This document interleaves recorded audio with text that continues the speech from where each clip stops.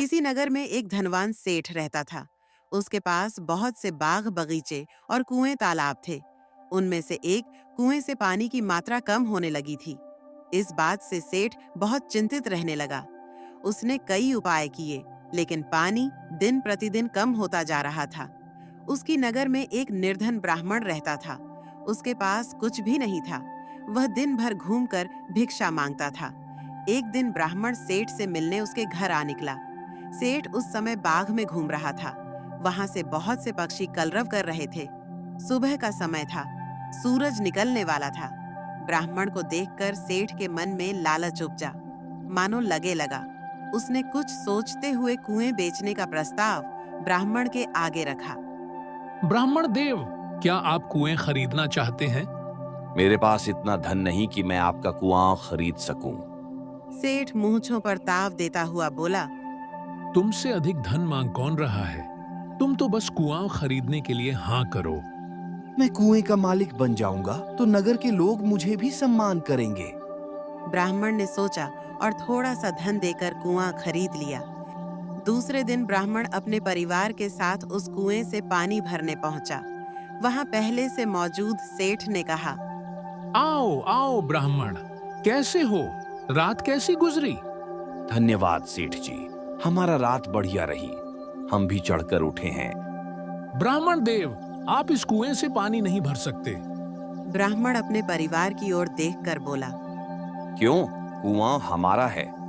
हाँ, कुआं बेशक तुम्हारा है, लेकिन पानी तो मेरा है। सेठ की अनैतिक बात सुनकर भी ब्राह्मण नम्रता से बोला, श्रीमान, कल ही मैंने इस कुएं का मूल्य चुकाया है।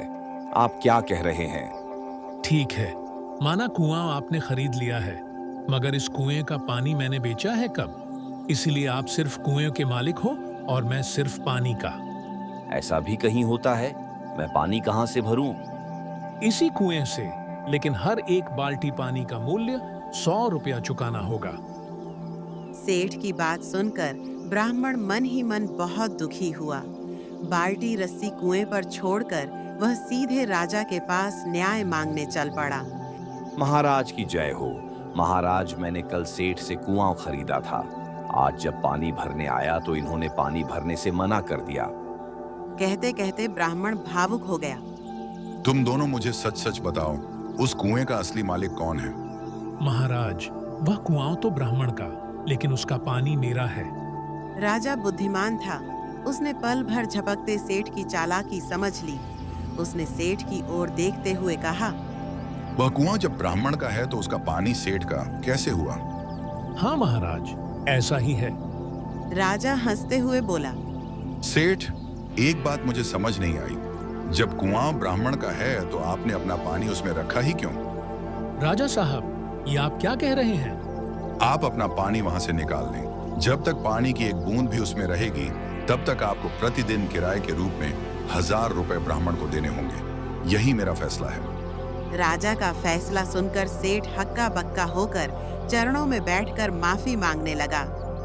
मुझे क्षमा कर दीजिए महाराज, अब मैं लालच नहीं करूंगा।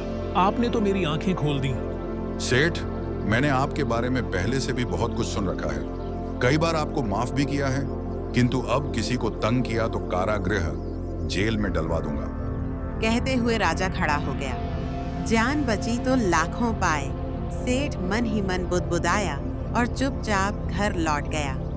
ब्राह्मण ने राजा को धन्यवाद दिया और कुएं से पानी भरकर खुशी खुशी घर चला गया। जीवन मूल्य: सच के लिए अपनी आवाज उठाना, चालाकी को समझना, उससे निपटना ही सच्चा न्याय है।